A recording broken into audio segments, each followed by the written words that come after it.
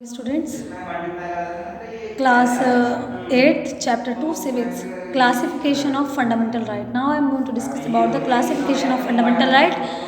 The Constitution of India lists 6 fundamental rights. So according to the Constitution of India, there are 6 fundamental rights which are given to each and every citizen of India, and these rights are right to equality, right to freedom of religion, right against exploitation, right to freedom, right to constitutional remedies, cultural and educational right. तो ये वो 6 fundamental rights हैं जो Indian constitution ने, जो भारत के संविधान ने भारत के तमाम नागरिकों को दिए हैं, यानी कि हम सबको ये 6 अधिकार हासिल हैं। अब हम बात करते हैं राइट टू इक्वलिटी की। The concept of equality is the guiding principle of our social living. Hence, our Constitution has granted to all its citizens equality before law as well as equality in protection by law without distinction of caste, creed, color, sex, religion or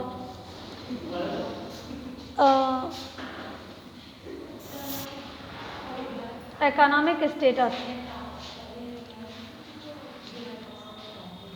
देखिए, right to equality का मतलब क्या है? जो concept है equality का, वो किस पर बेस्ड करता है? या इक्वलिटी का जो कंसेप्ट है वो हमें ये बताता है कि जो हमारी सोशल लिविंग है, जो सोशल लाइफ है, उसको हमें किस प्रिंसिपल के अकॉर्डिंग फॉलो करना है, किस प्रिंसिपल के अकॉर्डिंग हमें अपनी सोशल लाइफ गुजारनी है।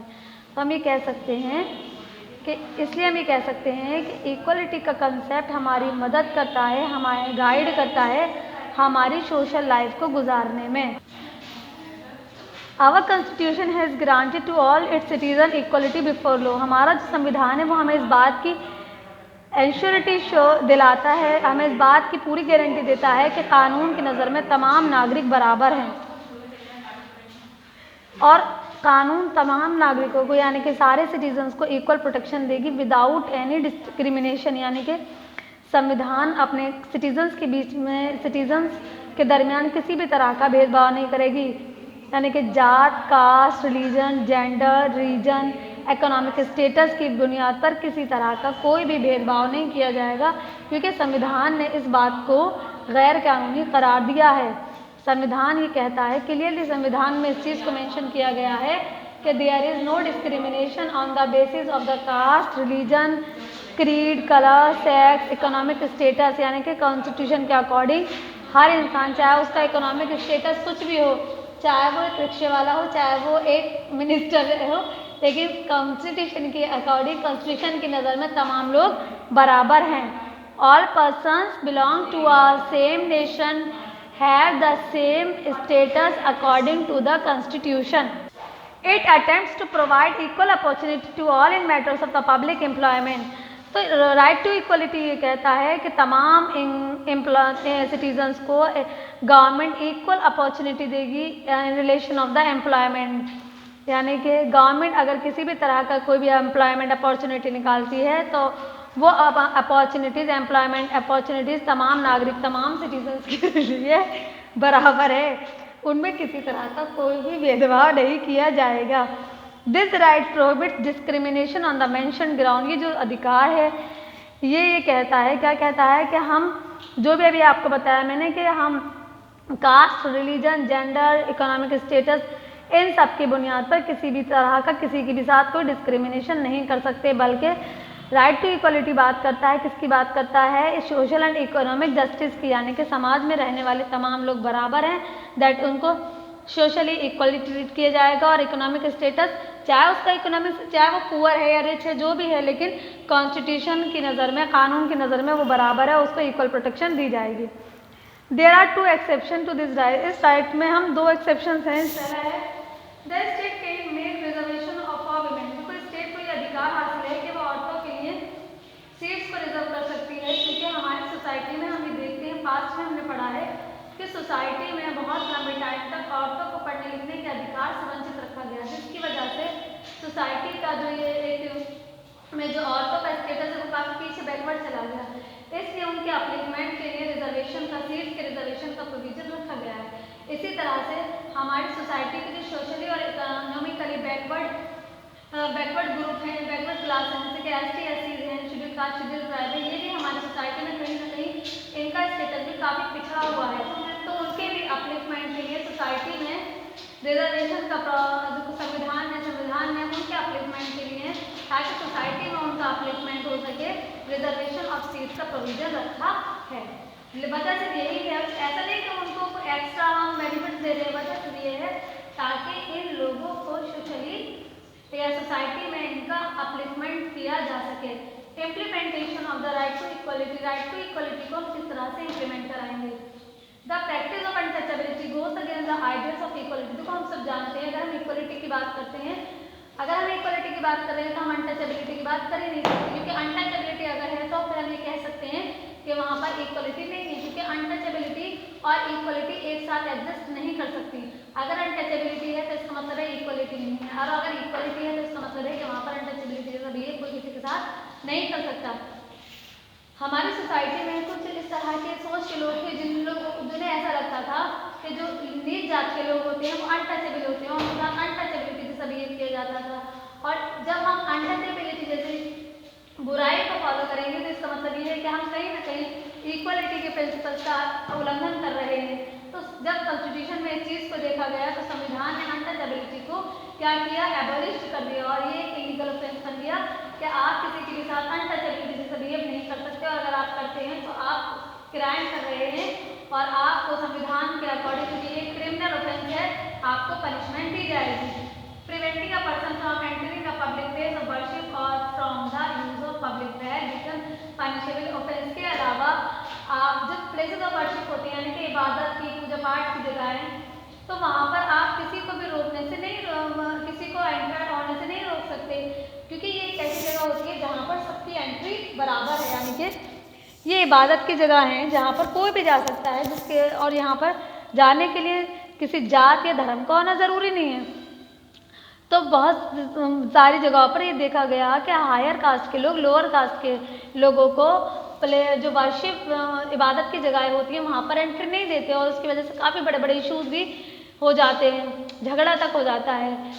तो ये कहा गया कि ये बिल्कुल गलत है, आप नहीं रोक सकते। इसके अलावा जो पब्लिक वेल्स हैं, पब्लिक के जो कुएँ हैं, पानी जहाँ से पब्लिक जो टैप वगैरह है, वहाँ से भी अगर आप किसी नीच जात के इंसान को पानी लेने से रोकते हो तो इसका मतलब ये हुआ कि आप गलत कर रहे हो, आप क्राइम कर रहे हो, और क्राइम है तो जाहिर सी बात है आपको उसके लिए पनिशमेंट भी दी जाएगी।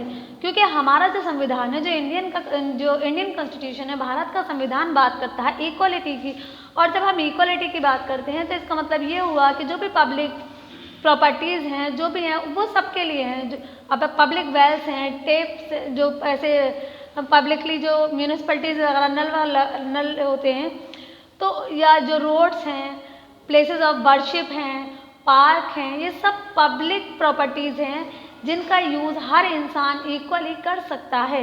इसके लिए किसी की नीच जात या ऊंच जात कोई मैटर नहीं करती। The right to equality also abolish the use of title like Maharaja, Rai Sahab, Khan Bahadur and other as they also negate the concept of equality. Right to equality ने जो इस तरह के टाइटल्स दिए जाते थे, महाराजा, राय साहब, खान बहादुर, ये ऐसे टाइटल होते हैं जिससे मतलब जिस इंसान को ये टाइटल या इस नाम से पुकारा जाए तो वो अपने आप को ऐसा समझने लगता है जैसे कि वो बहुत सुपीरियर हो गया। तो हमारे संविधान ने इसी चीज़ को देखते हुए सुपीरियरिटी और इन्फीरियरिटी का जो कॉन्सेप्ट लोगों के दिमाग में घर कर जाता है, उसको दूर करने के लिए इस तरह के टाइटल्स को एबॉलिश कर दिया। और क्या किया, क्योंकि हम बात इक्वलिटी की करते हैं, लेकिन जब किसी को खान बहादुर या राय साहब या महाराजा के नाम से पुकारा जाता है तो वो खुद में ऐसा फील करने लगता है कि जैसे वो सच में महाराजा है और वो सबसे ज़्यादा सुपीरियर है और बाकी दूसरे लोग उसके कंपैरिजन में इन्फीरियर हैं। तो इस बुराई को ख़त्म करने के लिए गवर्नमेंट ने इस तरह के राइट टू इक्वलिटी ने इस तरह के टाइटल्स को ही क्या किया, एबॉलिश खत्म कर दिया। अब हम बात करते हैं बेटा राइट टू फ्रीडम। देखो this right is a cluster of 6 fundamental freedom for citizen of India. Right to freedom है, जब हम बात करते हैं तो राइट टू फ्रीडम में 6 अधिकार दिए गए हैं, 6 अधिकारों से मिलकर बना है, 6 तरह की आज़ादी दी गई है। कौन कौन सी है, यानी कि राइट टू फ्रीडम में 6 फंडामेंटल फ्रीडम्स की बात की जाती है सिटीजन्स के। वो हैं freedom of speech and expression, हर इंसान को बोलने की आज़ादी है, यानी कि अगर इंसान हिंदुस्तान का नागरिक है तो उसे बोलने की, स्पीच देने की, अपने आइडियाज़, अपने व्यूज़ को एक्सप्रेस करने की आज़ादी है। लेकिन शर्त ये है कि उसके व्यूज़, उसकी स्पीच, उसके आइडिया से जो नेशन का पीस सिक्योरिटी है, जो अमन अमान है, शांति है, उसको किसी तरह का कोई खतरा ना हो, नेशन इंटरेस्ट या पब्लिक इंटरेस्ट को उससे कोई नुकसान ना पहुँचे। Freedom to assemble peacefully without arm, इसके अलावा संविधान ने हमें इस बात की आज़ादी दी है कि हम बिना हथियारों की मदद के एक साथ जमा हो सकते हैं पीसफुली, और किसी मैटर पर अगर हम कोई डिस्कशन, कोई चर्चा करना चाहें तो हम उसके लिए आज़ाद हैं। Freedom to form association and union, इसके अलावा संविधान ने हमें आज़ादी दी है कि हम अपनी यूनियन और एसोसिएशन को बना सकते हैं, यानी एसोसिएशन और यूनियन के कई लोग मिलकर एक ग्रुप को बना सकते हैं।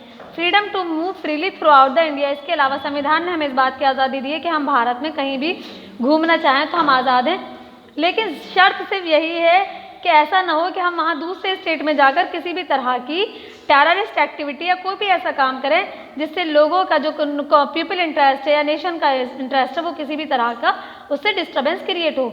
हम घूमने के लिए आज़ाद हैं, हम पब्लिक प्रॉपर्टी को नुकसान पहुंचाने के लिए आज़ाद नहीं हैं। और हम ये कहें कि भाई हम यहाँ घूमने आए थे और ये हमारी मर्जी है, हम ताजमहल को या हम किसी भी पब्लिक प्लेस को नुकसान पहुँचा रहे हैं, नो, हमें घूमने की आज़ादी है, हमें किसी भी चीज़ को, पब्लिक प्रॉपर्टी को नुकसान पहुंचाने की आज़ादी नहीं है, हमें किसी भी तरह का कोई डिस्टर्बेंस क्रिएट करने की आज़ादी बिल्कुल नहीं है। Freedom to reside and settle in any part of India, हमें इस बात की आज़ादी है कि हम भारत के किसी भी हिस्से में जाकर रह सकते हैं, लेकिन शर्त क्या है कि वहाँ जाकर हम एक पीस, मतलब जो तरीका है वहाँ पर फ्लैट लें या प्लॉट लें, मकान बनवाएं, उसके बाद हम वहाँ सेटल लें, एक रेंट पर कमरा लें। ऐसा नहीं कि वहाँ जाएँ किसी और को उसके घर से बाहर निकाल दें और हम वहाँ जाकर सेटल हो जाएँ, नो, हमें हर काम करना है तरीके से जैसा हमें संविधान ने करने की इजाज़त दी है।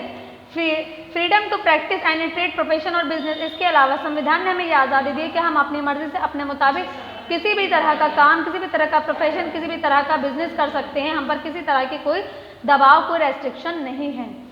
While enjoying these freedom are should be taken that is not hamper the large interest of the nation and people, इन तमाम आज़ादी को इंजॉय और करते वक्त, इन तमाम आज़ादी को इंजॉय करते वक्त यह हमारी जिम्मेदारी है कि हम इस बात का ख्याल रखें कि उससे हमारे नेशन के इंटरेस्ट या लोगों का इंटरेस्ट को किसी भी तरह का कोई नुकसान ना पहुँचे।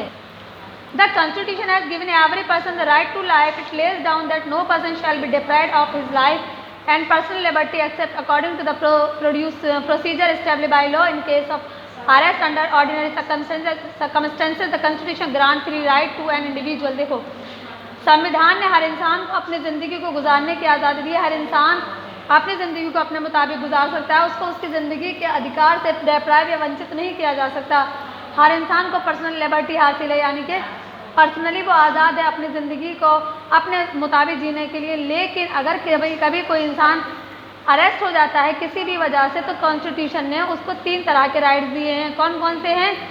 A person can not be detain in custody without being inform about the ground of interest. एक इंसान को आप अरेस्ट नहीं कर सकते बिना ये इन्फॉर्म किए कि उसको किस वजह से अरेस्ट किया जा रहा है, यानी कि बंदे को, किसी भी इंसान को अरेस्ट करने से पहले उसको ये बताना ज़रूरी है, ये इन्फॉर्म करना ज़रूरी है कि उसको अरेस्ट करने के पीछे वजह क्या है। He can be defended bye a lawyer of his choice, के अलावा जिस बंदे को अरेस्ट किया गया है उसको ये आज़ादी है कि वो अपनी मर्जी से लॉयर को चुन सकता है, कोई उस पर फोर्स नहीं डाल सकता, कोई उसको मजबूर नहीं कर सकता कि वो किस लॉयर को चुने, ये उसकी मर्जी है कि वो अपना केस किसी भी लॉयर से लड़वा सकता है। और last is he has the right to produce before the nearest magistrate within the 24 hours of arrest. Last क्या है? लास्ट अधिकार ये है कि जिस बंदे को अरेस्ट किया है उसको 24 घंटे के अंदर जो भी वहाँ पास में मजिस्ट्रेट यानी कि जो भी वहाँ की कोर्ट है वहाँ पर उसको पेश करना ज़रूरी होता है। तो पुलिस अपनी कस्टडी में लेने वाले बंदे को 24 घंटे के अंदर उसको मजिस्ट्रेट के सामने पेश करना, ये पुलिस की जिम्मेदारी है। ये है वो अधिकार जो संविधान ने उस कंडीशन में दिए हैं जब किसी बंदे को अरेस्ट कर लिया जाता है। नेक्स्ट है हमारा राइट अगेंस्ट एक्सप्लॉयटेशन, जो हम नेक्स्ट वीडियो में डिस्कस करेंगे। Thank you very much.